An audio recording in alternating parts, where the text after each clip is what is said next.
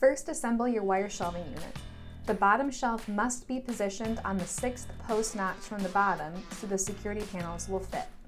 Remove the plastic top caps from all posts. Then drive the threaded inserts into the post tops using a rubber mallet. Attach one side panel by angling its lower connector to wrap around the post. Lower the panel's top ends onto the threaded inserts. Then secure by loosely twisting a bolt into the front threaded insert. Repeat for the other side.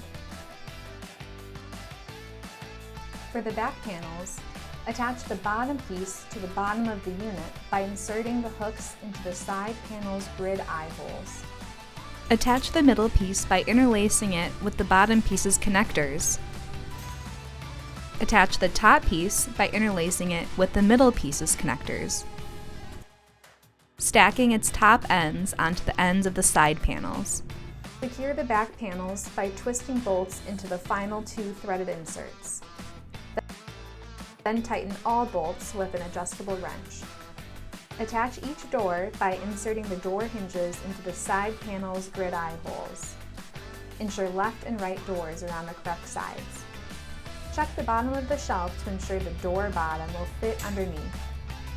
To close and lock the door, lift the door handle and lower the hook into the top shelf. If you have any questions, feel free to contact Shelving Inc. through phone, email, or chat. Shelving.com. We rack your world.